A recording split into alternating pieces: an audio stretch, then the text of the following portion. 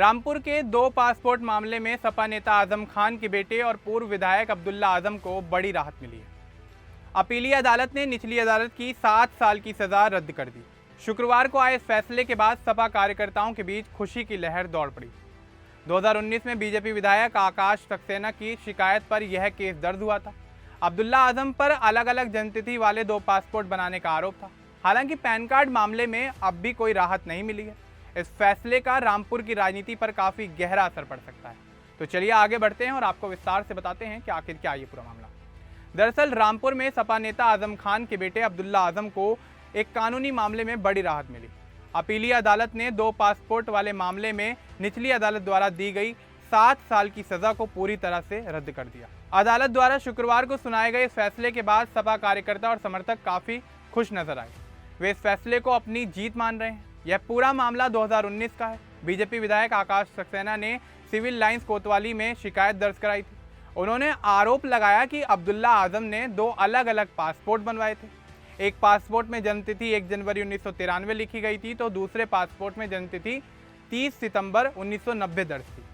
शिकायत में यह कहा गया था कि अब्दुल्ला आजम द्वारा इन दोनों पासपोर्ट का इस्तेमाल विदेशी यात्रा के लिए किया गया था। पुलिस ने शिकायत पर जांच की और आरोप पत्र अदालत में दाखिल किया। मुकदमे की सुनवाई एमपी एमएलए स्पेशल कोर्ट में हुई। निचली अदालत ने अब्दुल्ला आजम को दोषी ठहराया और उन्हें 7 साल की सजा सुनाई गई। अब्दुल्ला आजम ने इस फैसले के खिलाफ अपील की। अपीली अदालत ने उनकी अपील स्वीकार कर ली और निचली अदालत का फैसला रद्द कर दिया गया।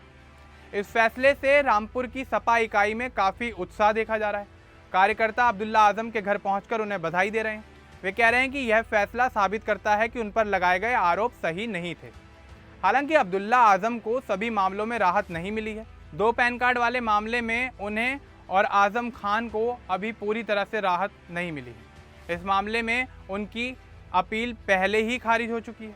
राज्य सरकार ने सजा बढ़ाने के लिए अपील की थी। अदालत ने 23 मई को फैसला सुनाते हुए आजम खान की सजा बढ़ाकर 10 साल कर दी थी। कानूनी जानकार कह रहे हैं कि पासपोर्ट मामले में राहत मिलने के बावजूद पैन कार्ड मामले में कानूनी लड़ाई अभी भी जारी है। अब्दुल्ला आजम को इस मामले में और कोशिश करनी पड़ सकती है। रामपुर की राजनीति में इस फैसले को काफी महत्वपूर्ण माना जा रहा है। आजम खान का परिवार रामपुर में लंबे समय से मजबूत राजनीतिक ताकत के तौर पर अपनी अलग पहचान बनाए हुए हैं। अब्दुल्ला आजम भी युवा चेहरों के रूप में काफी ज्यादा सक्रिय हैं। इस राहत से सपा को रामपुर और आसपास के इलाकों में फायदा हो सकता है।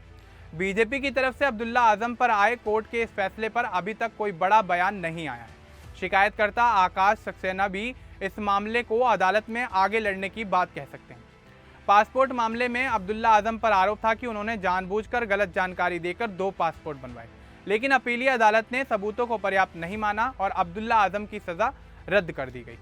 यह फैसला सपा के लिए राहत की खबर के तौर पर देखा जा रहा है, क्योंकि आजम खान के पारिवारिक सदस्यों पर कई मुकदमे चल रहे हैं।